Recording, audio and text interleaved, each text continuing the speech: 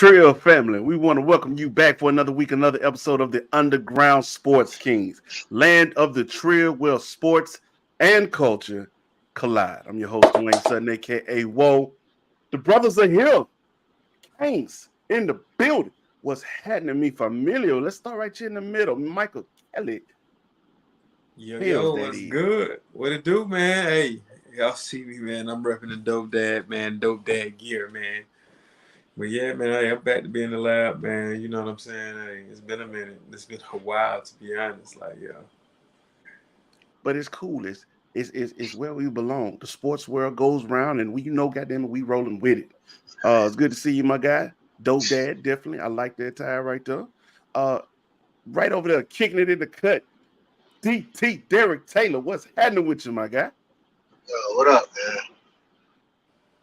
What's up, man? What's up, man? Goddamn Braves, boy. We need to go back on the road. Goddamn. Jesus Christ. Hey, them losses, they coming a little more frequently. I was like, hold up now. To the wrong damn teams, too. Like, yeah. We might get in a little bit of that there. Look here, man. We just want to say thank you to everybody who's been tuning in, showing love, showing support, man.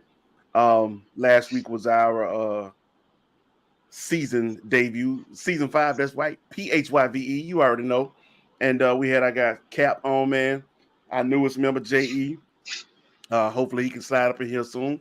But you know, man, fellas, y'all missed the predictions last week, but yeah, I know y'all didn't miss the fun of last week because them games didn't disappoint.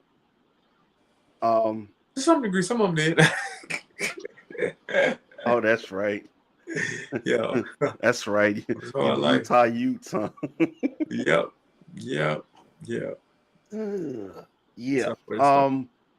But nah, man, we had a hell of a week last week, man, and really tomorrow night is when really all the fun just elevates to a whole nother level, man. NFL's gonna get popping. Then of course, like I said, college football week 2 will be coming in this thing already. And so we just got a lot to get into, bro.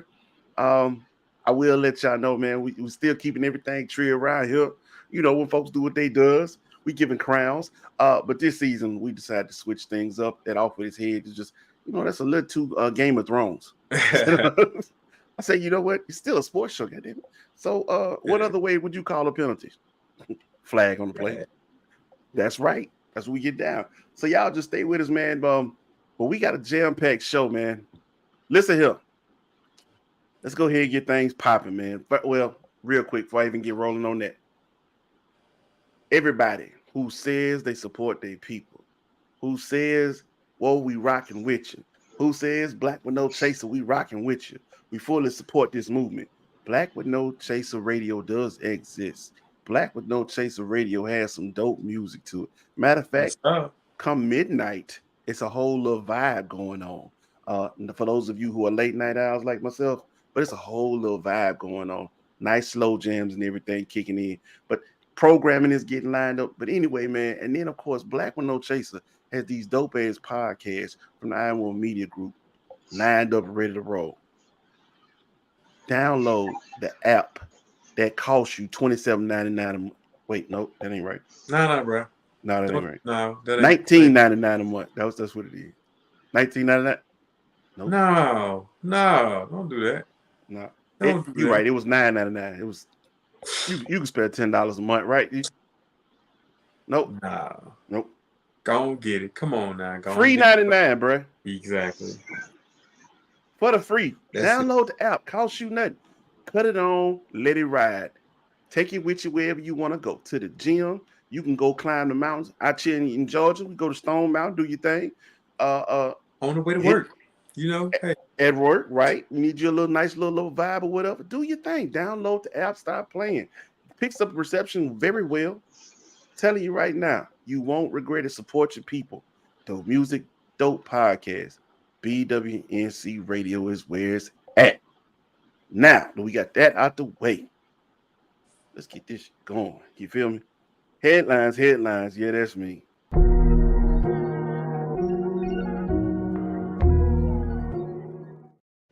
Well, I think that we'll start with the biggest headline of today. 5 years, 170. Yes, sir. 5 years, Hey, 170, 122.5 guaranteed. Nick Bosa is a 49er for at least the next 4 to 5 years. What's your thoughts, man, on the Bay Area keeping Nick Bosa lined up? Jump in there, kid. I mean, they had to do it. Had to. I mean, you got to think about it. San Francisco is a defensive team. You know what I mean? And Nick Bosa is the anchor of that defense. He makes everything go, man. He kind of like J.J. Watt back when he was in Houston. Like, he that dog. And at the end of the day, we know these contracts, man, look. Yeah, hey, all the old heads been rolling over their graves. Every year, that market keep going up and up. But inflation like a mug. Like, hey, them contracts getting stupider and stupider. So, hey, I'm happy that he got his money, man. Hey, look, it's gonna be tough. You know how it is when you get them big paydays, man. It's hard to keep the guys around, you know, to win. But I don't know. We're gonna see. It's gonna have to be the year. Wishing all the best, man. But boy, that's a lot of change right there. That's a lot of corn right there, my boy. But where were you right? Them old heads is over there like, because remember the offseason they had to go work a job. You feel me? DT, what's your thoughts on Nick Bosa and them Niners? Well, I mean, by now we know that there are three positions in the NFL that get paid the most. The person that is supposed to protect the quarterback himself, and then the person that's supposed to go hit the quarterback. And there really ain't too many people in the NFL who do it better than Nick Bosa. The funny thing is, the two that I think that do it better than him, one of them is in California right with him, which is Aaron Donald. The other one is actually going through a contract issue right now himself, and he's in Kansas City. So you talk about messing up somebody's plans. Kansas City they might have shot themselves in the foot 2 times, because originally it was said that person wanted close to Aaron Donald money. Didn't want Aaron Donald money, just wanted close to his money. Because at that time, Aaron Donald had the highest defense contract in the league. Well, in the words of Big Crit, what a difference a day makes. Yeah. Hey, reset the market, man. Hey, it's tough. Boy, it done got real. Like real quick, it got real. I ain't gonna lie to you, bro. I saw them. I said, that's NBA money. I ain't never think I would see NFL players make NBA, at least not a non-quarterback position. Yeah. That's NBA money. That's the part that's non-quarterback position. Yeah. That's mind blowing, bro. But I know he done had some little dings, and I just pray that he stays healthy. Now again, we speaking on Nick Bosa, the player. The man, I don't care about. I'm gonna be real honest with you. I don't care about. We don't know about none of these players really who they are off the field anyway. Mind my business. I'm gonna just stay strictly on the field. But he's an animal on the field. You feel me? And so I know he's well deserved. When you think player wise, when you think of the face of that team, he's one of the first faces that come up. Behind a Debo Samuel or now Christian McCaffrey. But I mean, like, Nick Bosa's that guy. So salute to him. You think what? Still probably think of Bosa before McCaffrey, because McCaffrey can't. Now that's somebody that can't stay on the field. So I don't know. he looked a lot different when he got to San Fran last year. It was funny. That's true. Just He's tired of being in Carolina. You he know, back. Carolina and LA is a whole different world. That's what I said. He back home. So yeah, that's like putting a fish back in water. Now you know exactly what to do. His body adapts, So congrats again, Nick Bosa. You the man. Congratulations, San Francisco. Because again, you were right about that. They are a defensive minded team. So things are looking bright in the Bay. Did want to also, let's see here. I think we had another update. Former Bills receiver Mike Williams passed away. Or excuse me, he's on life support. I'm sorry, I didn't mean pass away. He's unresponsive. But a lot of reports came out said he had passed away. I saw a recent report. There was an update. Say he isn't, gone, but unresponsive on life support. But he was working construction and had an accident on the job. And so just want to send prayers up to the Most High for Mike Williams. May there be an amazing miracle. And if not, just have your will. But I definitely want to pray for the family. I believe he has an 8-year-old daughter. Just want to say prayers for the family, man. Life happens, comes at you fast with this in the blink of an eye. So prayers up for that, man.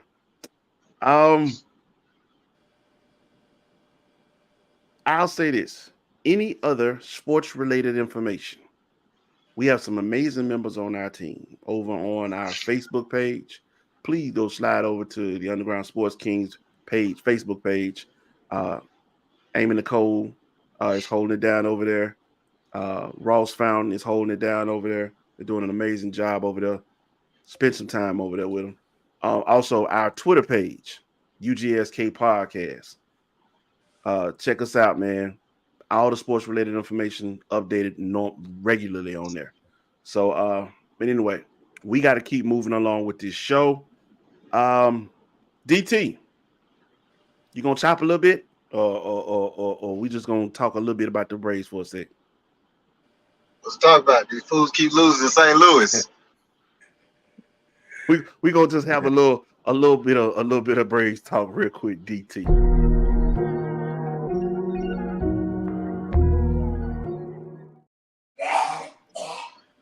Like, the crazy thing is, we come off a road trip where they were, I believe, 8-2, man. They they dominated Colorado, swept them, take 3 out of 4 to the Dodgers. Like I said, come off that road trip 8-2, feeling real good about themselves, man. Ronald Acuna, goes to LA and basically, in my opinion, shuts down the entire conversation about who the MVP is, and basically shows that is his. So might as well just go ahead and put his name on it now and send it to him.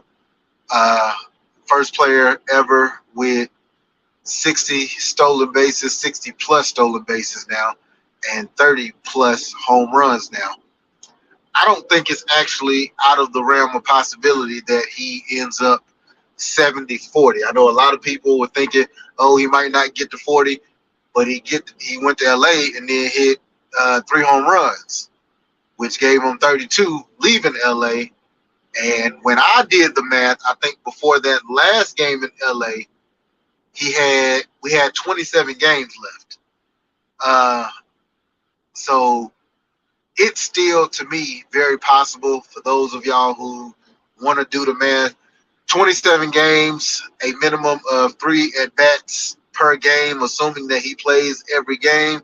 That's 27 times 3. That's how many at-bats he would have to hit 8 home runs. Again, I think it's very possible. 70 stolen bases, 40 home runs. Would be first player to ever do that. But then apparently we have come home and baseball is just not on our to-do list because we've given up over 20 runs in 2 games to the Cardinals, who are not even. What the fuck, y'all? God damn! God damn! God damn! What? Fuck! Fuck! Fuck! And the Cardinals ain't even in playoff contention, so I don't know. I don't know what's going on with that. They apparently sent Mike Soroka back down to AAA. I think he was suffering with some inflammation in his forearm. Since I brought him up, I think it's about time that we just kind of cut bait with that. Like that's over and done with. Mike Soroka is not going to be the Mike Soroka that we knew a couple of years ago. So yeah, I think it's about time we come ahead and cut bait with that. Expectation is to get Kyle Wright back here soon. Try to get him some innings before playoffs start. We are still, although I can't go over the standings with you, but I can tell you is the Braves still hold the best record in baseball, which means that National League playoffs will have to come through Atlanta. Although I wish I would have the math for y'all because I know it's the craziest thing ever.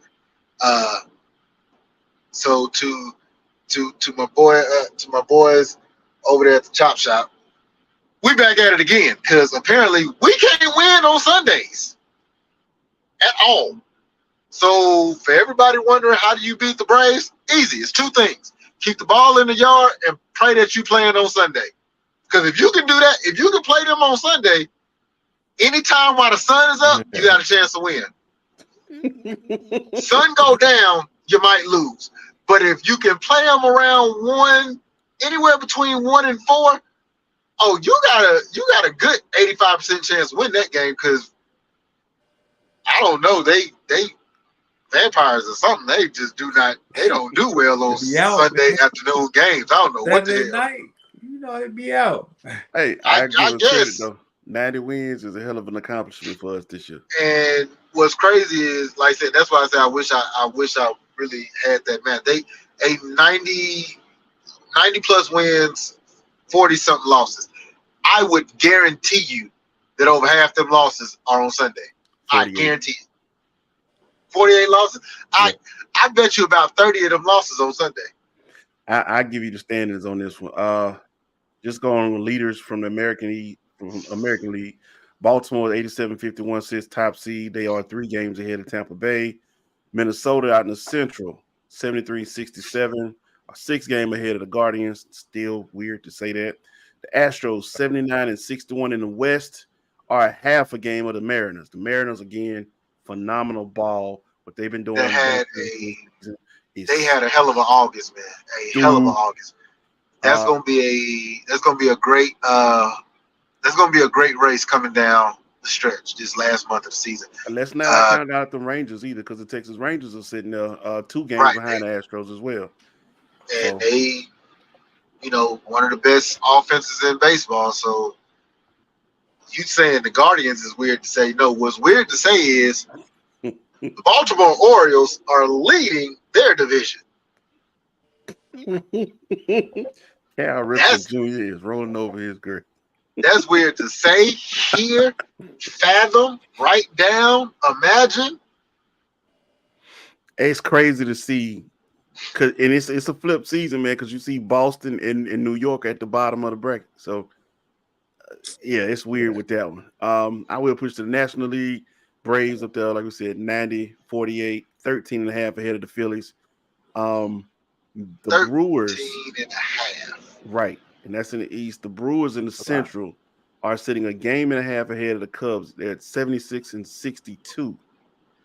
Game and a half separates the Brewers and Cubs. And then in the West, the Dodgers are 13 games ahead of the Diamondbacks. 84-54 is their record. I think that Central race will come down to I think it's going to come down to pitching. starting pitching. The Brewers most definitely have a edge when it comes to bullpen. So, that's September is full of division games. So you see how that turns out. And let me also say this: let's not discount the Reds. 5.5 out of first place in that Central. But at 73 wins, only the Brewers, the Cubs, Braves, and Phillies have a better record. I'm sorry, Dodgers, but they're ahead of schedule. Basically, the Reds and Baltimore are your two teams that very young team, and both of them. Baltimore just happens to be way ahead of schedule.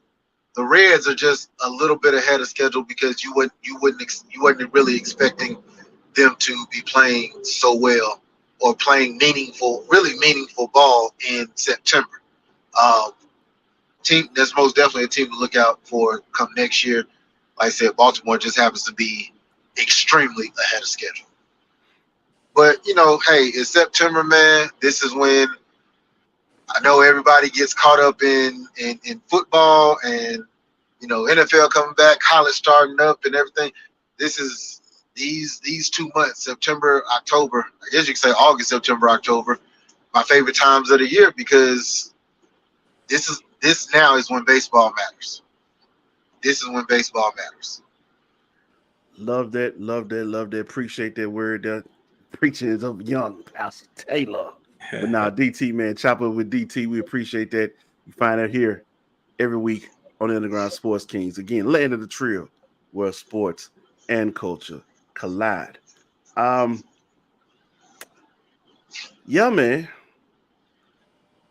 Let's go ahead and do this. Hells, I don't think we got a whole bunch going on in the NBA, but you got a list something we can get into, huh?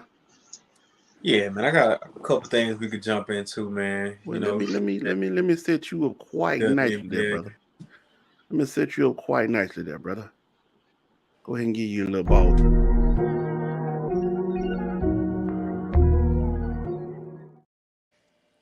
Well, yeah, we preparing for football. Baseball is in its critical points. NBA basketball right now is almost not as this is kind of like free agent, but it's been kind of light lately. And then of course, we got FIBA basketball going on. But I do got one quick NBA note. This I had to. That's for all my LA folk. Christian Wood. I knew it. Has joined the LA Lakers. Now, this is on a 2-year deal for like 5.7, which is a really good. Because I mean, shoot, vet minimum is like $2 million now. So you can get a power forward to come in and produce, get some rebounds, put some points up, spread the floor. That's a benefit, man. Like for LA, man. Hey, LA been working, man. Hey, LA been doing their thing. In Rob, we trust. Yes. Rob has been holding it down, man. Hey, it started out ugly, but it seemed like the vision is starting to come back around. It's starting to fine tune, man, and get ready for that next run, man. Hey, bro, I ain't gonna lie. When it came to Rob Pelinka, bro, I was feeling like old boy on the water, boy. Just like, get his ass. I was getting fed up with him, bro. But he had a hell of an offseason. Nah, he has, man. He's done great, man. A great job. But that's for the most part. I had some interesting things, that happened. Like I happened to see Jaylen Brown played in the Big 3 All-Star game. And we heard from Jaylen. Jaylen's, he said he wanted to, give support to the league and everything like that. But right. It seems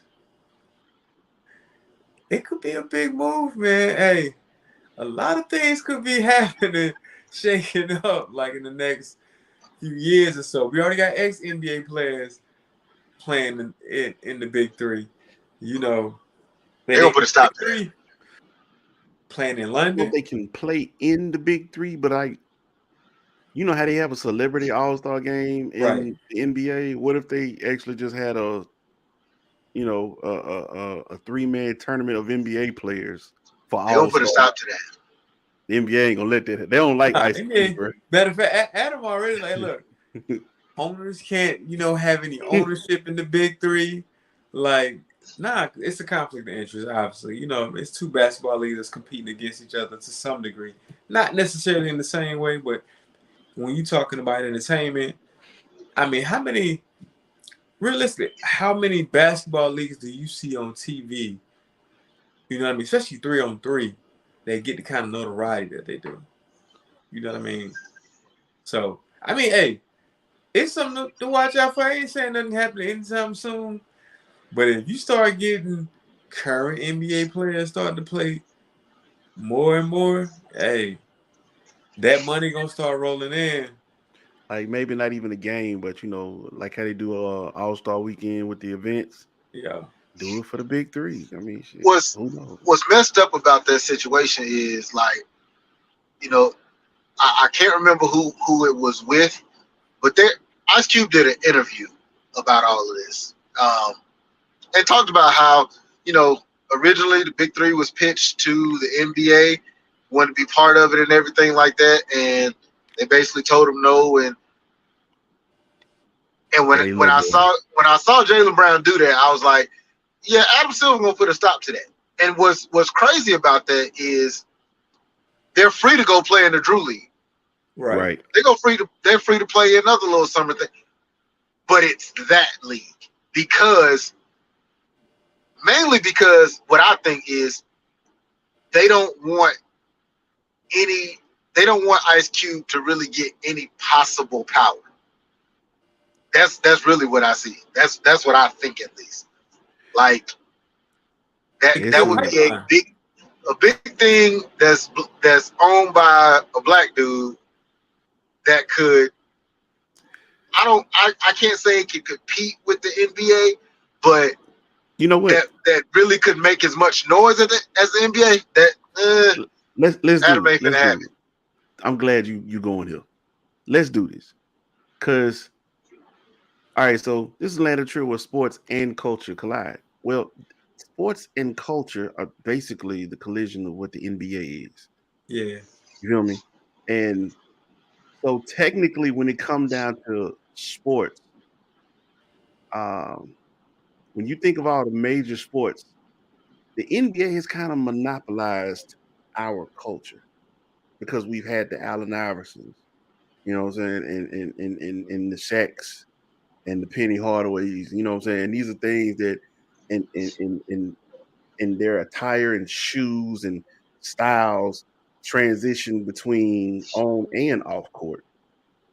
So if you could have that now and you have somebody like an Ice Cube running the league who is culture, and then the players buy into what he's doing, you remove culture from the NBA, then the NBA loses money. Yeah, that's why Adam Silver don't want that to happen. Yeah, right. All it takes is a few to slide, and once you start seeing that trickle down, the money gonna follow. Because at the end of the day, the brand are the players. People watch the players. Now, granted, you gonna have some fans that support, the team or whatever the case may be. But at the end of the day, you come to see a good product, right? And the players they're in. And so if you already got national televised 3-on-3 games, they playing in London. You will now arrive at 7:07 a.m. You know what I mean? Not only that, but think about the coaching experience over there. Yeah. In the NBA, not every coach has to have NBA experience or player experience. I mean, you think about the likes of somebody like Eric Spoelstra and the Don Nelsons, even the Greg Popovich. Yeah. We do it over there because we have to. There is no better league. There is no better option. So we'll play by y'all rules. We still gonna be us. We still gonna bring our culture. But if there is now, well, we can go over here and play with the Rick Mahorns, or the Steven Jacksons. The people who've had NBA experience and are now saying, "All right, we're gonna be in the sidelines. We'll run teams." and y'all could just be y'all. I don't care what you do, just play. But also, weed is legal.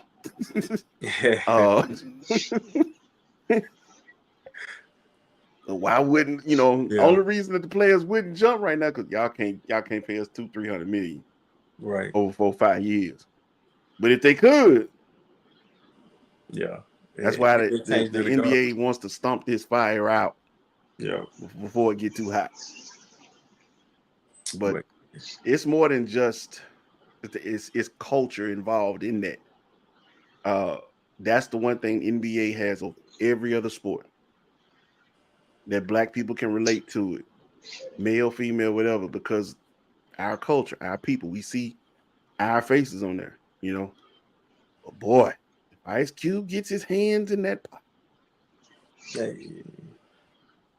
But yeah, so we got that, man. But then just so y'all know, FIBA has been going on. They playing at all the time. Like, I ain't gonna lie to you.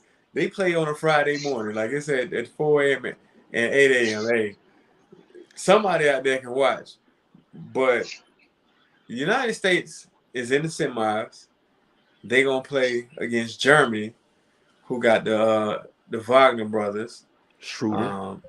And then of course Serbia is actually playing Canada, who, hey, if y'all ain't been watching, man, Shai Gilgeous-Alexander is that guy. He that guy. Y'all go watch. These are semis right here, man. Leading down to the FIBA championship. So, hey, go check that out this Saturday. But at the same token, hey man, we down to the last couple games in the WNBA. These playoffs they start next week. They start on the 13th, man. And by the way, the Atlanta Dream, they've had their ups and downs, and lately we've been down. But we are right now in the 6th spot. And we fighting basically for that 6th spot, because we tied up pretty much in records with it's not the Sky, it's the Mystic. Washington Mystic. Now, irony about this is we play the Mystic on Friday. So it's an opportunity to really lock up that number 1 seed. Lock up the number 6 seed and keep the Mystic at bay at 7. Of course, the 3 best teams right now in the WNBA, the Aces, at number 1, Liberty at number 2, and in the Connecticut Sun at number 3. Those are the top teams, but there are some teams fighting right now for that 8th spot. It's really the Sparks who's sitting at 9. They're tied up with the 8th seed currently right now, the Chicago Sky. So, like I said, it's the last couple games. It's going to be a dogfight to see what really happens, how things shake out. Of course, playoffs are going to start next week, man, on the 13th, so get ready because we're going to see what happens, man. Like, who can really make a run? We know these top seeds, they heavy at the top, no doubt about it. They heavy. When I said that offseason was it was ridiculous. Ridiculous. It's unfair, to be honest with you. Yeah. But yeah, we can see if somebody make a late run because, at the end of the day, Atlanta had their run earlier in the season. They were knocking some teams off. Anybody can be beaten. So let's see. But go ahead and get a watch on that, man. That really sums up the ball talk, though.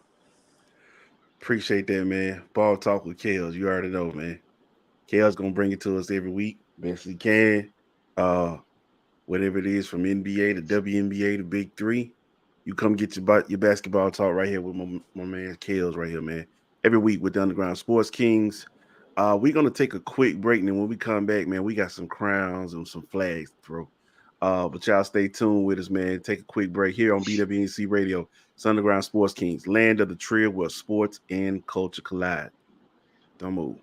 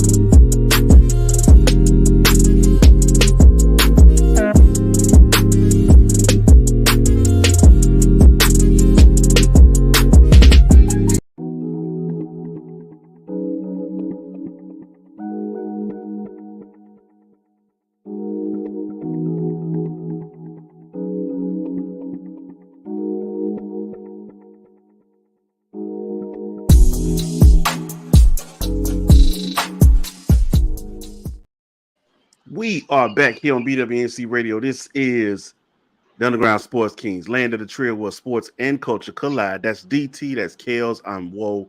We are the Underground Sports Kings, and god damn it, we got some crowns to hand out. Now, what you mean when you say crowns?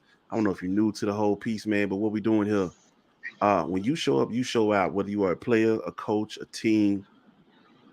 You know what I'm saying? When your time is up, you came out, you executed, you performed to the best of your abilities and blew the competition out the water. We like to give our version of roses to those who handle business in the form of crowns. So with that being said, we're going to go ahead and start to the far right, to my far right. DT, who you got a crown for this week, man? I'm going to say the entire Colorado program, their entire football team, the Colorado Buffaloes, but especially two in general, Shedeur Sanders and Travis Hunter.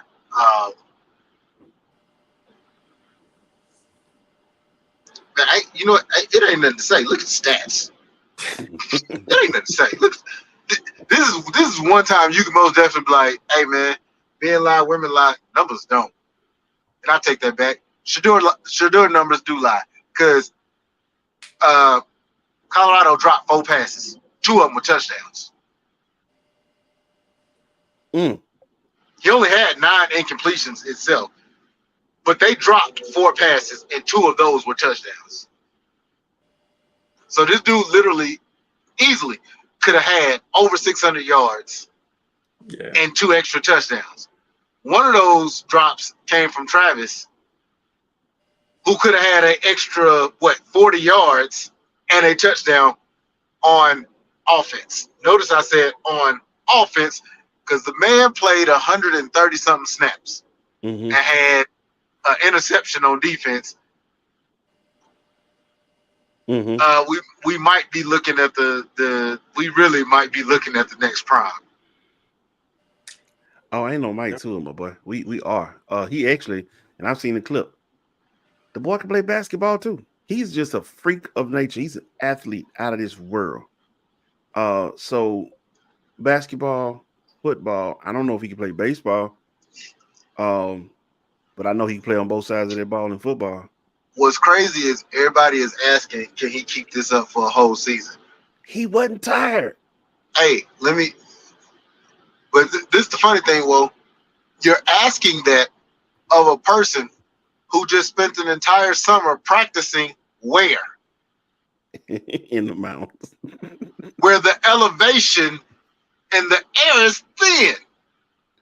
So you mean tell me after playing the season in the state of Mississippi, where the heat, where you can burn your lungs taking a deep breath. So y'all wondering if he can do it for a whole season? No, you better be wondering how much. You better be wondering how many more snaps he can get everywhere else outside of Colorado. Yeah, I mean, we gonna go around the board, technically speaking, because I was giving mine to Shedeur Sanders, although, Travis did do his thing. Like at the end of the day, you play both sides of the ball like that. Like the reality is like, can he play both sides of the ball in the NFL? Like, is he that good? Because we haven't seen that in a while. Not that many snaps, right? Devin Hester was a receiver, punt returner, and a DB. But even Devin Hester, by the time he got to the NFL, those amount of snaps that he played at those positions were more so special type plays versus it being on the field on every down and stuff like that. So, but I don't know, Travis Hunter, man, hey, and you got to think about it. These boys practice. We talking about the game. Like, practice is much harder than what the game is. So, the game probably easy. Him playing him in the set, it's probably easy. He probably do 100 more. Like, it's probably that easy. But I had to get my crown to Shedeur though. I gave my crown to Shedeur because Shador chose to go to Jackson State when he came out of high school. Now, say that part again. He chose to go to Jackson State. Now, he had other offers. Was he like who? He was initially supposed to go to FIU. It wasn't like Prime top. got locked up with Jackson who else State. Was, he's like, I ain't hesitating. Who else was recruiting him though? It wasn't like top D1. We're not talking about Alabama's and that's kind of what I wanted to bring up in a sense. Georgia was recruiting him. Mm-hmm. That's tough. Georgia was after him and after him hard. I'm gonna say that for my flag. Yeah, I'm gonna say that.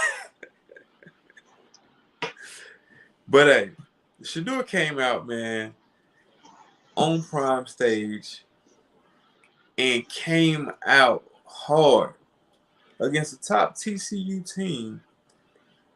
This is the runner-up from the national title, right? 500. Now, mind you, wait. In college football, usually the first game of the season is usually your rustiest game. Right. You know what I mean? Like, you trying to because you've been practicing against your teammates the entire summer. You know, you trying to prepare, and you don't really know what you're going to see, especially when you're going up against a top-ranked team that was just in the college playoffs this last year. And I know the national championship. Quarterback and all that, but this is still a team that's very good, known to compete. Defense still kind of intact, though.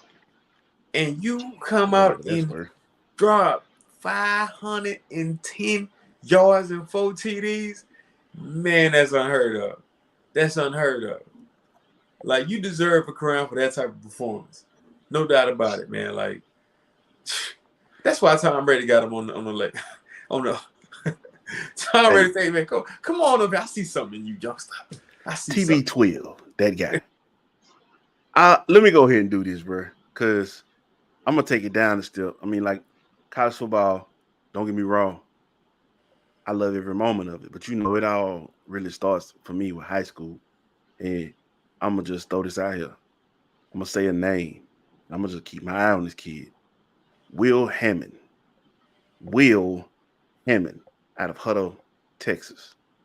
Will Hammond, 715 yards, 4 touchdowns, 88 rushing yards, 6 rushing touchdowns. Will Hammond had a combined yardage of rushing and passing At first I thought for 803 yards and 10 total touchdowns in one game. Hutto, Texas. Yes, sir.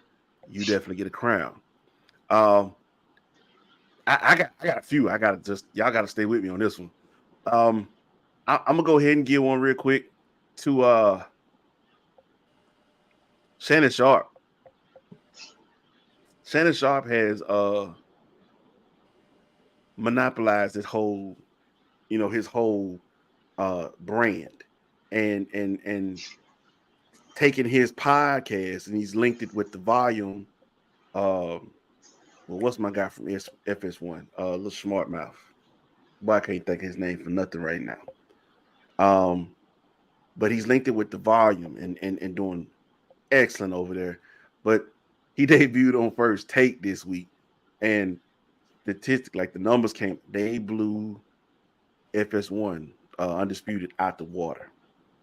I just got to give a crown, man, because it's been a genius move. He's been patient, and well calculated, and just on this side, you are definitely an inspiration on because, goddamn, you had a hell of a week.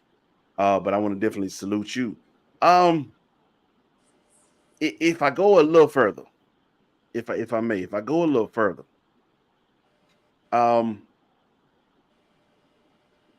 Colorado.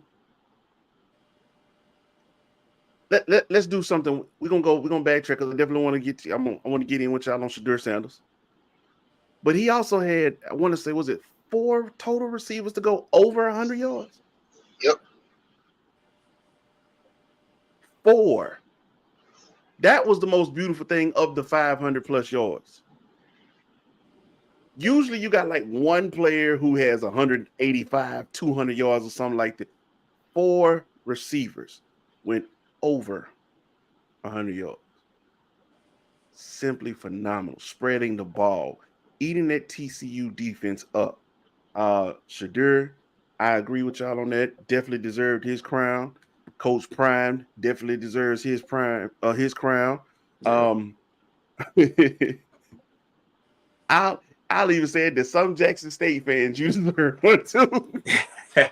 Because even though they was mad with the way they left, they still rooted Prime on. I didn't really hear people talking bad about him after that loss. They was, actually congratulatory on it. Here's the bigger thing that I want to give to Shadur. Shadur said this in the post-game interview. No, he said this on the field when she was talking about all his yardage and everything. He said, and I was at a SWAC. He said, this is my best game ever in college. And I was at a SWAC school last year. And I don't think people caught it.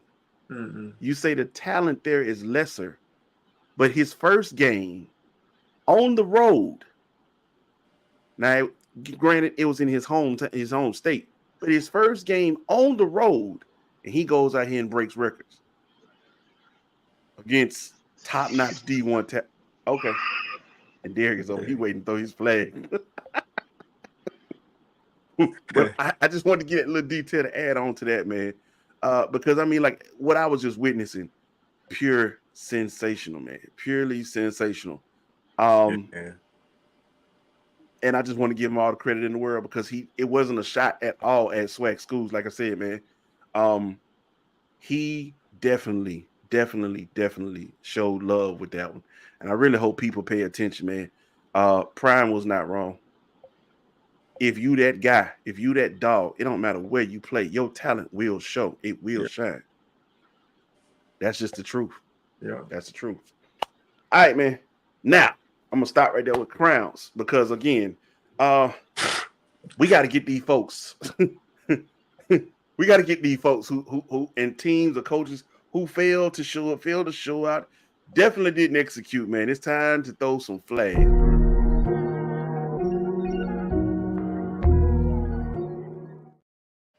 Flag on the play, flag on the play. DT, you ready? All right, so the small ones first. Brian Kelly, yeah, you ran your mouth, got your ass whooped. Yep. Period. Ran your mouth, got your ass whooped. Not really a flag, but it's something that did come that I saw, and it actually bothered me. If you're a football fan, you remember the name Hugh Douglas. Hugh Douglas was a defensive end for the Philadelphia Eagles. Actually, he was there during the Super Bowl run with Donovan McNabb and T.O. He has a son that went to Morehouse. I want to say his name was Hugh Douglas Jr. I could be wrong about that. It is. Talented young man who passed away in a car accident a couple nights ago. That kind of hurt me. I heard about that Tuesday morning. I'm sorry. Monday or Tuesday morning.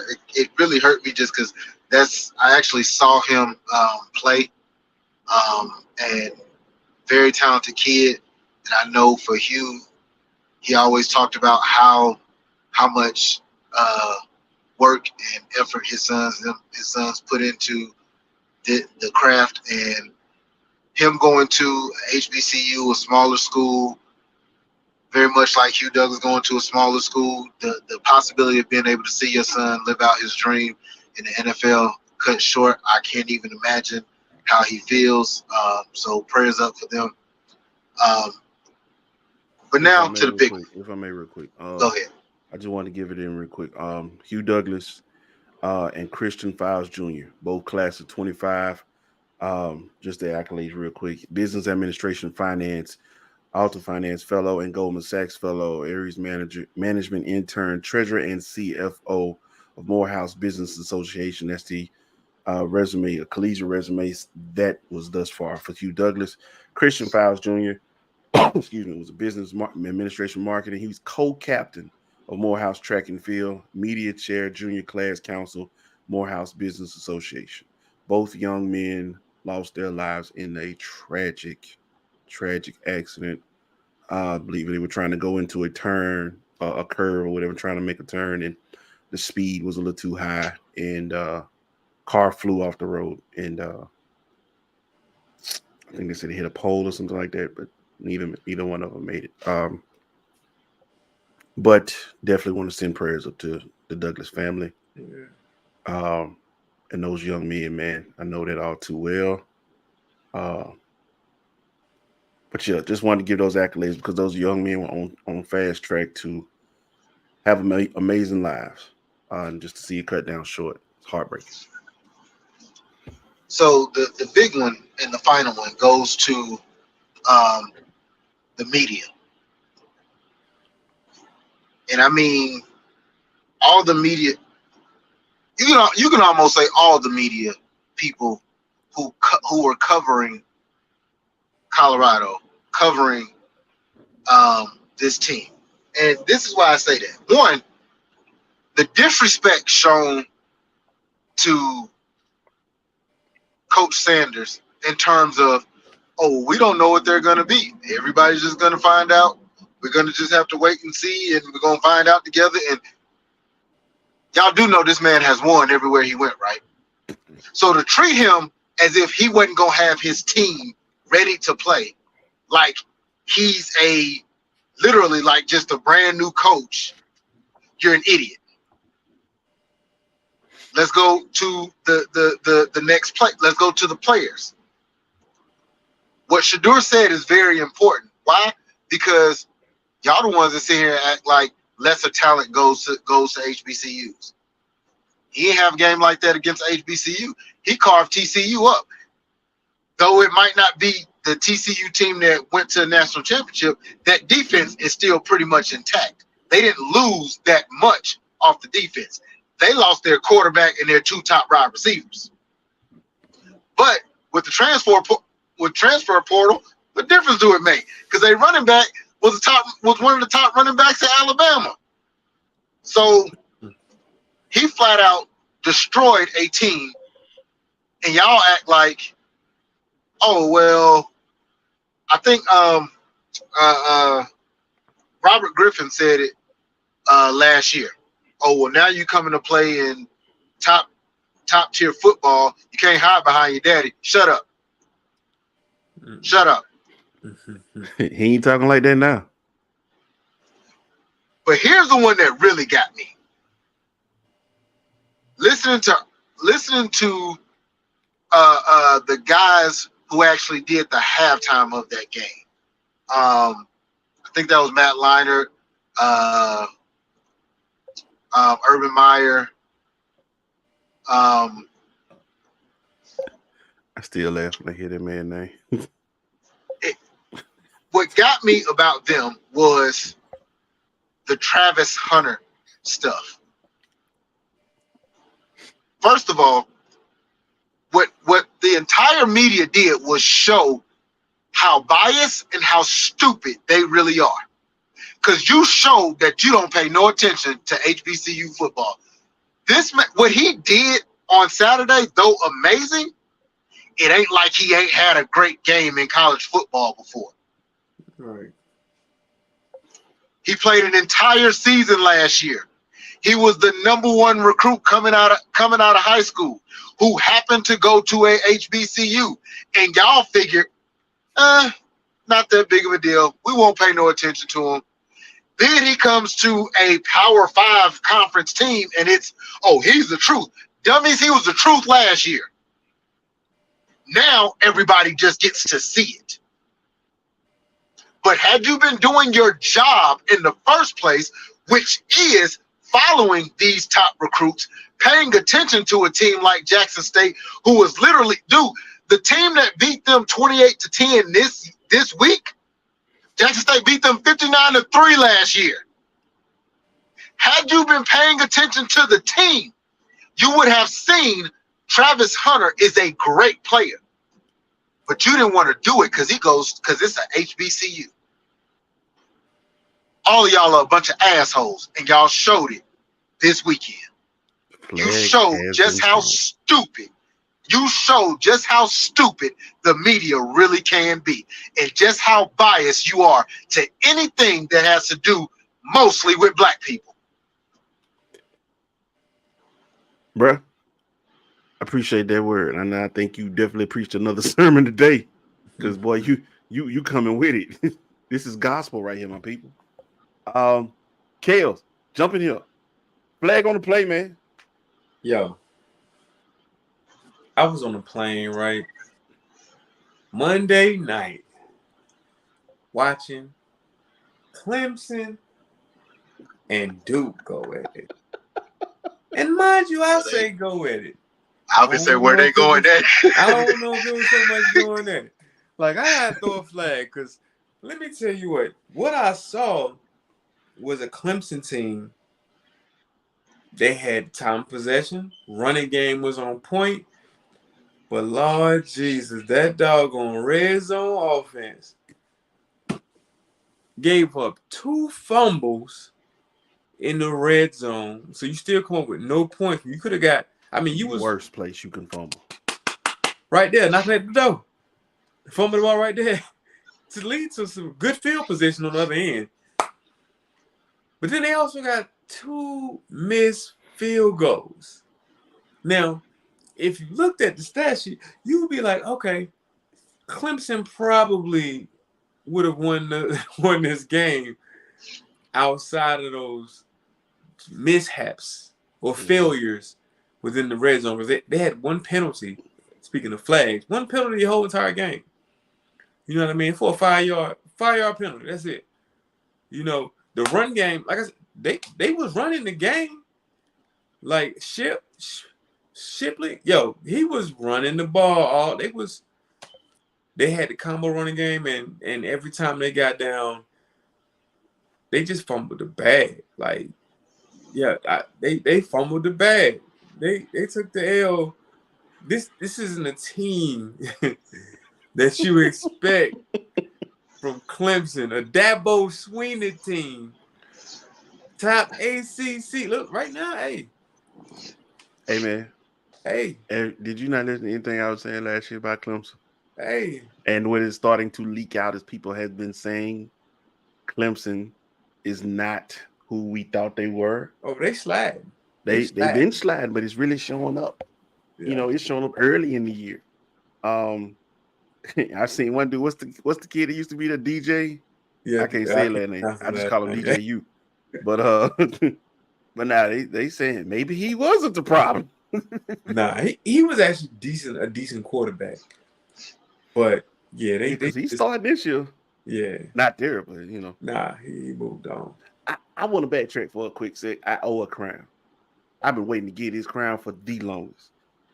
You know, and let's just say last season we was hollering free BG because Brendan Grinder was over there locked up in Russia. But I've been hollering free BG for like 11 years now, man. And it ain't Brittany Griner, man. BG home. Doogie out. The Hot Boys is loaded now. BG, Christopher Dorsey, a.k.a. BG, B Jizzle, Doogie is home. Wow, what's up? Yeah. It was dope to see, man. Not only that, but to see the man who was right there to greet him. The man who they had beef up and down. Baby was right there. And that's why BG said, man, that's why I never got that stuff taken off me. It's deeper than rap. That's family right there. Love to see that, man. Love to see that. Now, real quick, flag on the play.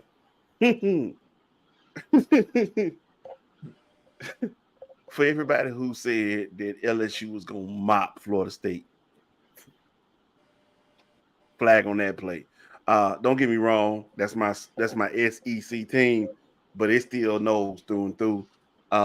Never doubted not one point. So I just really just want to throw a flag for y'all. Because I mean, it's one thing to be comp, but to really absolutely believe that just because y'all are the SEC, y'all were just gonna mop Florida State. Do your research first. Pay attention. Understand, man. It's real out here in Tallahassee. Them noses serious. Don't ever do that again. I do want to give one real quick. I think it goes to collectively. I don't think I've ever seen such big names lose in the first week. From Clemson, losing to Duke, LSU. Who else was? I want to say it was like 5 or 6 of them that lost in the first week. Baylor lost. Baylor did lose. Texas State. You know, and of course, you know, Florida lost to Utah, but you know, hey. But look here. It was absolutely trash what I had witnessed, man. LSU, no, I'm sorry. Yeah, it was LSU, Ohio State, Baylor. I can't remember. But yeah, that was a disappointing first week for names like that. But I the winner is all the football fans because we love to see such heavy hitters week one, week in, week out. Now I saw some trash. Now remember I was looking at this skill in first week. I was like, what the hell? Tennessee State played Notre Dame. Yeah. What the hell? Like no. Anyway, the Oakland Raiders, listen, the Vegas Raiders. You gonna get my last flag? How you ain't gonna let your best defensive player in the facilities? They locked that man out, and he decided he going to Twitter, ran out, said, "As long as y'all got the same GM and coach, I don't want to play that no more." Atlanta, y'all still need a defensive end. Better go get Chandler Jones. That's all I'm gonna tell you. He worked it. Anyway, man, pushing on from there. Top 25 rankings. Shall we do that real quick? We're gonna have JE back, man, because we got some boxing and MMA and UFC information coming down the pipeline. A big fight this weekend. Shakur Stevenson is locked up with a fight coming up, man. But yeah, it's a big fight coming this week. It's a big fight coming at the end of the month. JE gonna come in and break all that stuff down for us, man. He got that insight. But let's go ahead and do this real quick, bro. Let's get this top 25 out the way. Cause let's see here.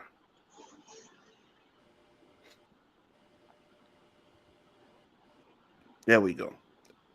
AP top 25. Sliding through real quick because there was a lot of it going down. Clemson fell all the way down to 25 spot. They dropped 16 spots. Tulane is in the top 25 at 24. 23, Texas A&M with the Aggies. Deion got them Colorado Buffs in there after 1 week. 22, sitting right behind that previously unranked Duke team that just beat Clemson. Ole Miss sits at number 20, up 2 spots. Wisconsin, 19. Oklahoma up 2 spots, 18. North Carolina,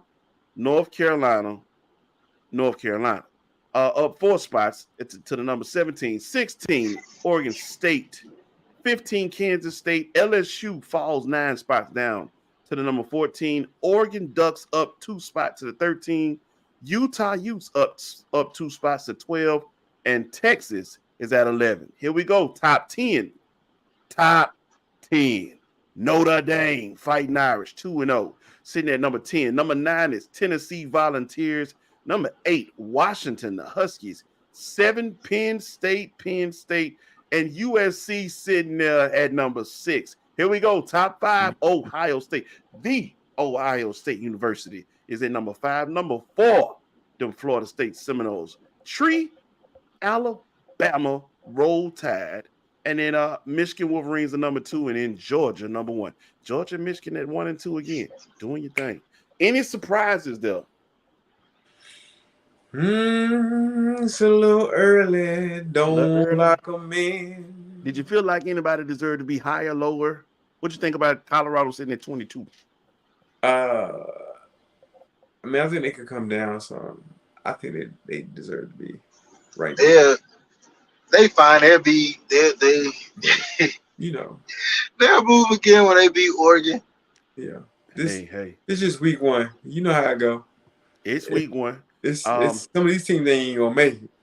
I know some of us want to be prisoners of the moment. Want to say they could probably go higher, but I mean, let's just be real. They still gave up a lot of points. Yeah, they gave up a lot, and they gave them up really easily.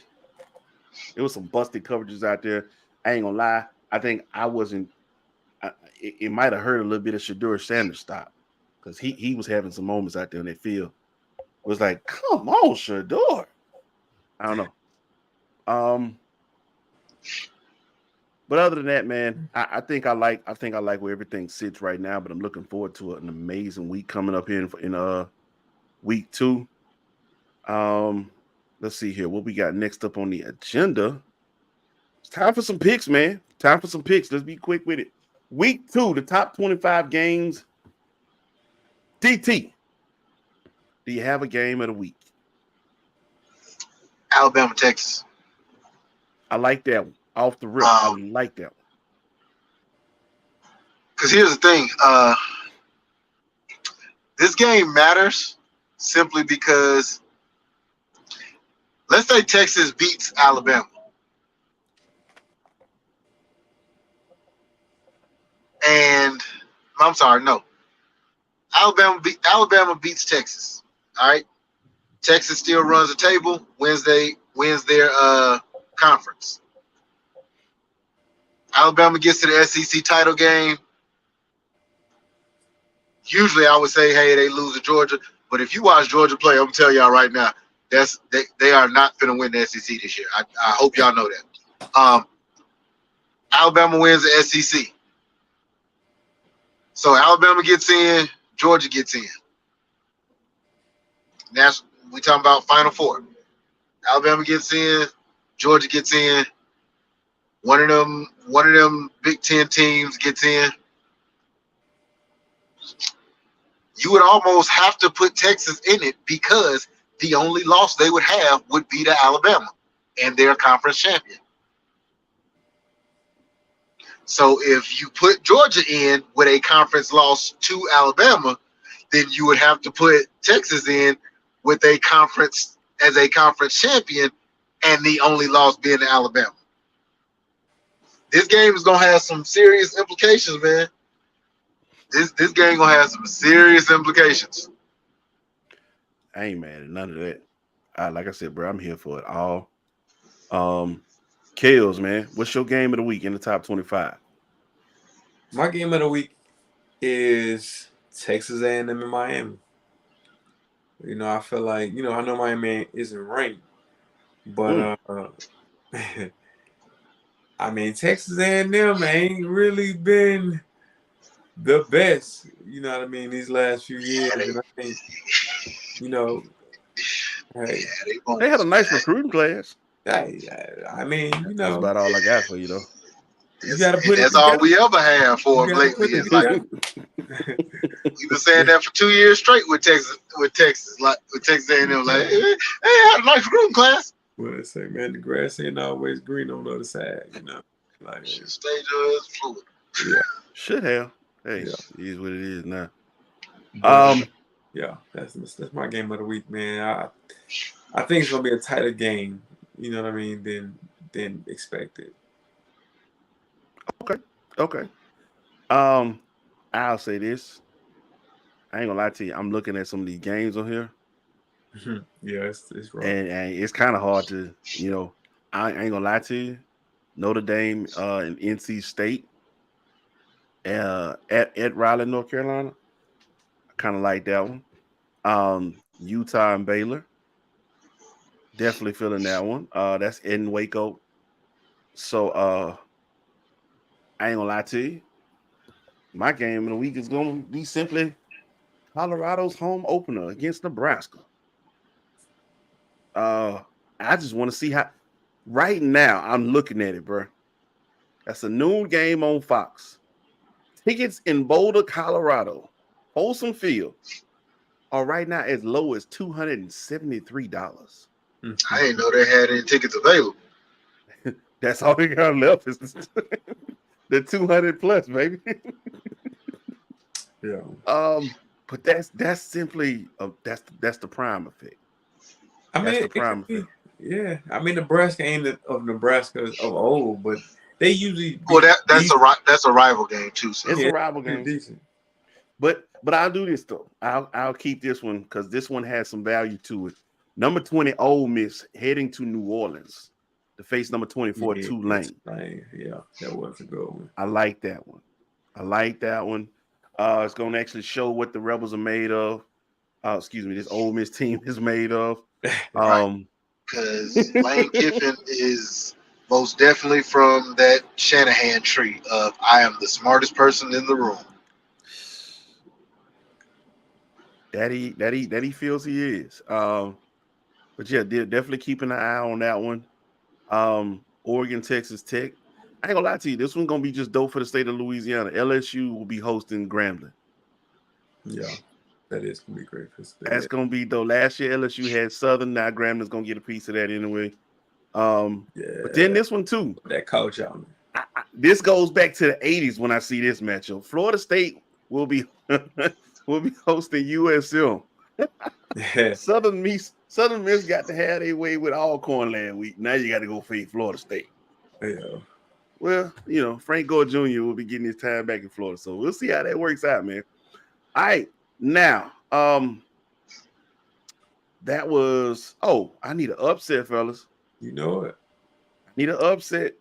You know it. Kales, give me one. I'm going with Baylor, man. Baylor over the Utah, over the UTEPs. Okay. Yeah, I think Baylor might pull it off, man. Gonna be at home. Baylor's usually a pretty good football team. I'm thinking they're gonna pull the upset. Okay. They're a gun team, so yeah. Give me one, DT. What's your upset? I mean, if it's considered an upset, I actually think Texas is going to beat Alabama again because they beat them last year. I'm sorry, no, Alabama actually did come back and win that game last year, I think. But I think Texas is going to win this game. And again, I think they know Texas. Texas knows like, hey, if you can win this game, you good chances you run table in your own conference, bro. You Final Four bound, and can't nobody say different. Yeah, can't nobody say different. You would have the win that everybody looks at as a big win, no matter what, and that's Alabama. Okay. I ain't mad at that. Let's see. what you got there? I ain't gonna lie. This one might be a good one. Wisconsin, number 19, Wisconsin had to travel all the way over to Washington State. 7:30. That's a prime time game on ABC. Wisconsin, Washington State.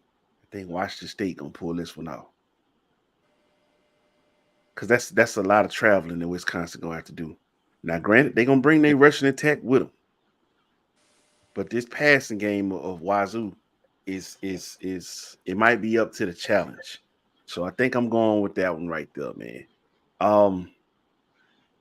I was gonna pull the trigger on one other one. I'm gonna do it. I got two of them. Miami gonna beat Texas A&M. 3:30 on ABC. Miami gonna beat Texas A&M. All right. In Hard Rock, Miami gonna beat Texas A&M. All right. Football to see. Now let's see here. We got to get these picks in. Got to get these picks in. So it is time for who you with. Let's go, baby. Let's go.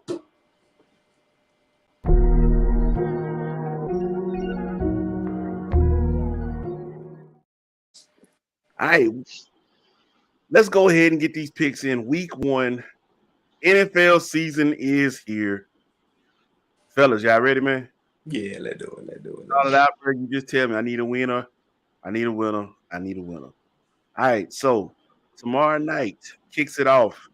Detroit Lions at Kansas City without Chris Jones. Who you got? Kansas City. You be without Chris Jones. You still got Pat Mahomes. Pat freaking Holmes. That is true, but he doesn't have Travis Kelce. He will be out. Yeah. What you got, DT? Oh yeah, it's a hyperextension of his knee, so he's gonna miss week 1. I'm telling you, bro, it's not the easiest game to pick because like no Chris Jones hurts. It hurts. But it's hard to pick against Pat, so Kansas City, I guess. No, it ain't. I'm going Detroit. Let's go. Lions gonna take that win. This is not the same Lions team. I said it last week. I would not be surprised if this Detroit Lions team actually makes it in as a wild card spot. I wouldn't be surprised if they won their division. Yeah. I'm not They're saying just not going win to the beat Kansas City tomorrow. They're not going to do that. I wouldn't be shocked if they won their division. They don't win that division no more. I mean, that's not too far fetched, but I'm saying they'll make the playoffs. Yeah.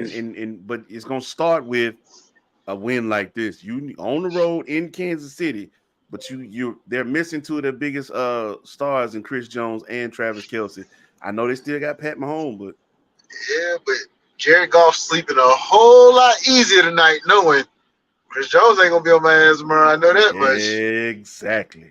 All right, next up, man. So is that offensive line. Next up, hold on. So wait, you said Kansas City because of Pat Mahomes? DT? Oh. Yeah. Okay, you sound reluctant as hell. I am, because it's one of those. It's one of those you don't believe it, but it's like I refuse to pick against Pat Mahomes. Under better circumstances, I probably would, but y'all lost time. What they playing? They playing in Kansas City. Yeah. See, Pat at home. Pat at home is hard. It's hard to pick against. Well, let's see here. So now we got next up on the list: Carolina at Atlanta. Don't ask me. Kales. Oh, tough. But we're going with the A, man. You know what I'm saying? Like, hey, look, I know Carolina got a new rookie quarterback, but I got to rep for the home team, man. You know, this is gonna be a tight game. It's up in the air game, and I'm just saying we're gonna go grab that. I got you. DT, you don't care? No, y'all know who I'm gonna pick, but what I say is this: all off season, preseason, the question has been: is Atlanta ready? Is Atlanta ready? Is this team ready? I'm gonna tell all Atlanta fans right now: this game will tell you everything you need to know about this team. Oh, Carolina has a rookie quarterback. They have a bad offensive line. If you cannot leave this game with at least 4 sacks, your defensive line still sucks.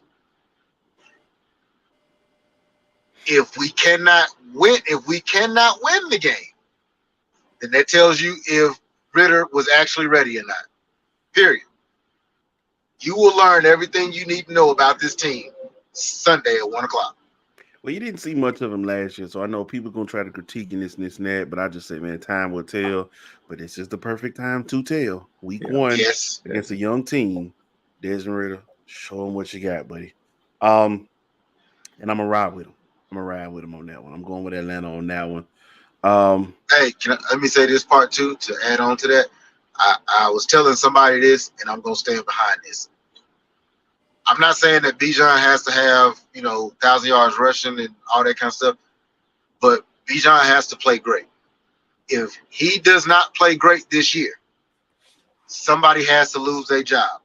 Because I say that because I want everybody to remember the Falcons picked number 8, and they picked Bijan Robinson. Right behind them at number 9 was the Philadelphia Eagles, and they took Jalen Carter. If this don't work out, Arthur Smith and your gotta go. They gotta lose their job. There is ain't no second guessing about it. You passed up on a potential great defensive player. If Bijan don't work out, y'all fired. I think he'll be just fine because I actually did predict him to win Offensive Rookie of the Year. But there's a possibility that I could be wrong because young Mr. Gibbs in Detroit is going to be a monster too. But I think Bijan Robinson is going to have a nice year, but simply because that is probably the weakest division in the NFL, which means he'll be playing weaker defenses, but also because he has more opportunities as a running back to make his presence felt in the game. I think he'll be all right. Moving on from there, Cincinnati at Cleveland. At this point, Joe Burrow, who I thought wasn't going to be able to get in on at this point of the season, looks to be a green light. Does it matter, though? Yeah, Cincinnati. What'd you say, Kels? I'm going with the Bengals. As much as I want to believe that Deshaun Watson coming back, actually going through, you know what I mean, like a whole training camp and everything, having some camaraderie with his teammates. It's a big jump. And it's the Bengals that they play. 2 words, 1 man. 2 more words, Myles Garrett. Cleveland over Cincinnati.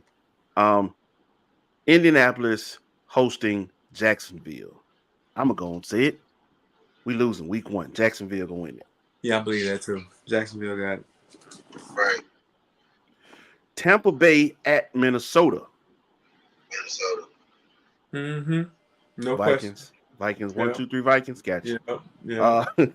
Saints hosting the Titans. Saints. Yeah, that's a home game. 1 o'clock. First game of the season. I'm going to Saints. What you think, Kills? Yo, part of me, that Titans team, man, is tough. Like, tough. And that run game is still there. That defense is still there. I'm going with the Titans. That defense in New Orleans is still there too, but I got you. Pittsburgh hosting the Niners. I'm going San Fran on this one. Yeah, San Fran. Yeah. San Fran. If it wasn't San Fran, it's a home game for Pittsburgh. I'd go with them against anybody except for the Niners. Washington hosting Arizona. 1, 2, 3 Commanders. Negative. Crash, man. Of course, Cardinals. No matter what kind of dysfunction they might have, like I'm going with the Cardinals. Like what? Yes. Who the quarterback, Mike? Huh? Who the quarterback? For who? Arizona. Yeah, they don't know. No. It don't even matter. It can't get no worse than Washington. Yeah, no. Don't sleep on Washington. Go do your homework. I'm telling you. Yeah. Baltimore hosting Houston. Baltimore. Yeah. What'd you say, DT? Houston. No, come on, dog. Baltimore. For now, I think 1, 2, 3 Baltimore is safe. For now, I think Houston got a little fight in them more than what people believe. But next up, Green Bay at Chicago. These are the 425 games. Chicago. Rivalry game week 1. Dang, that's tough though. Chicago. I'm with Chicago there. Aaron Rodgers ain't there no more. That's really what this comes down to. Don't sleep on Jordan Love now. Don't sleep on. Yes, we are. Yo, Aaron Rodgers ain't there no more. I think he's gonna have a breakout game, man. But at the same token, part of me leaning towards Chicago. But I'm gonna give it to Jordan Love, man. Forget it. I'm going with Green Bay. Might take a okay. Yeah. Vegas at the Broncos. Oh, that's tough. Denver. Rivalry game again. You going Denver? You gonna get? For one reason and one reason only. Sean Payton. That's it. That's it. Yeah, I'm gonna go. Y'all go see how good of a coach that man is. He finna turn Russell Wilson's entire career around. He already came out and told me, is he gonna get MVP this year? He said, I wouldn't know. He said, I wish he would stop fucking kissing babies like he running for president or something. Y'all gonna find out. Coach getting on you, boy. I said it when they were in New Orleans. I didn't like them because of who they played with. Sean Payton is one of the greatest coaches of all time. The man he had quarterback is, to me, the greatest quarterback of all time. Sean Payton is one hell of a coach, and I'm telling you now, we're gonna be looking at Russell Wilson like, what in the hell is going on? Yeah, I'm excited to see. I think he's gonna have a turn. I don't think he'll be MVP worthy, but he'll be turning around with it. Okay, he's gonna be. I think he's gonna be in a discussion. He's gonna be in a discussion. Probably the first half of the season. Let's see here. Philly at New England. Philly, yeah. Miami at the Chargers.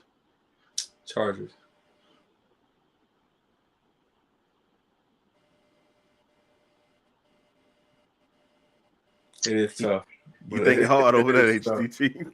It's tough. I'm gonna say the Chargers just because I don't trust Miami no more, man. Like, I don't trust nothing about them no more. I don't. I'm expecting big things out of the Chargers this year. I'm also expecting some things out of the Dolphins, but not as much as I'm expecting out of the Chargers. And because of that, that means you need to have a hell of a week one. Chargers on we're gonna roll with that one. Rams at Seattle, NFC West showdown. Seattle. I'm with you on that. What'd you say, Kev? It's tough. It's tough. I just don't think nobody really knows what the Rams are going to be. Like, no, we don't. It's tough. It definitely is. Yeah, I gotta go with Seattle. Like, even that quarterback, my guy, still, he's solid. All right. The last Sunday night game, 8:20, Dallas at New York. I got the Giants. The G-Man. That's one. I feel like an upset. What you say, Taylor? Why? Has New York changed their quarterback? They paid their quarterback, but they restructured their contract. Yeah. So what? They paid their quarterback, but they restructured their contract, though. Oh, they still got the same one? Same one. Tyrod back though. So what? It's Tyrod the backup though. Oh, okay. So I'm gonna go with Dallas then. I'll just make sure he was still there before I said I'm not picking New York damn near the whole season. Like, if you win, great, but I'm not picking you. Sunday night in New York, I'm going with the Giants. I'm going with the Giants. And you got a pissed off running back. I'm going with the Giants. Monday, this one is going to be epic because let me tell you how this one lined up. 9-11 in New York, even though it's East Rutherford, New Jersey. Buffalo at the Jets. We get to see the young gun versus the old head. But the new Jet. Shout out to my man TK. Very few people I know that are Jets fans. The other one that I know is no longer here.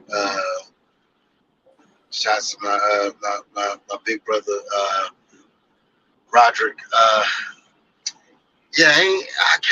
can't see not picking the Jets too many times this season, bro. And it ain't honestly, it ain't because of A-Rod. I feel like you honestly just have a good quarterback now to go with a very good team. I'm with that on very good team. I'm with that on that. It's tough, man. I'm with you on that. I like that because on paper the Jets look amazing. It's Buffalo we talking about though. You right? It's Buffalo. That's the only thing. Buffalo, yo. It's tough. Yeah, like, and they usually and they usually only Buffalo usually only chokes in the playoffs. So you would venture to say that. I mean, no disrespect to the Buffalo fans. I only know one. And that's Vic. Yep. I know, but they only choke. They only choke in the playoffs. The season, they're usually okay, but playoffs is when they usually choke. But like I said, that on paper, man, on paper that Jets team just looks good. Yeah, side effect on that one. Rolling with Buffalo on that one, man. Rolling with Buffalo because the Jets still need to jail. Yeah, this Buffalo team. You still got Stephon. You still got January. Josh Allen. It's January. Y'all be picking the Jets. Oh no! Why? I ain't gonna lie to you. As much as you want to holler about a choke artist, I mean, the Buffalo Bills are. I mean, Aaron Rodgers don't exactly have the best playoff track record. Post Super Bowl win. I mean, like the boys, he's struggled in them playoffs since then. So, I mean, it is a new team. But Buffalo has had a very good team the last few years, and your quarterback has pretty much just decided that he's not going to throw his top receiver the ball in the playoffs. Like, nah, I got it. I'm good. It's okay. I can take care of it. Hey, man. They still gotten farther than the Jets, though. But anyway, that's going to be dope week one. Looking forward to all that. I'm looking forward to all this football this week. I am too, man. Probably get to sit Ain't there 2 games Monday? Nah. That's the only usually one 2. on Okay. Deck. It's usually 2. But that's the only one on 9/11 in New York. You ain't going to have nothing else on there but that. Closing remarks, fellas. Kale, start with you, bro. Well, yo, I want to give a shout out to my cuz, man, who is over at Indiana University playing football, man. Jameson Kelly Jr. Yo, I want you to do your thing this year, man. Hey, let it be your coming out party. You working hard for it, so hey, go out there and do your thing. This week, man, I'll holler back next week. Next week? Okay. Yeah. Okay. Yeah. DT, closing remarks, bro. Just shout out to all of the.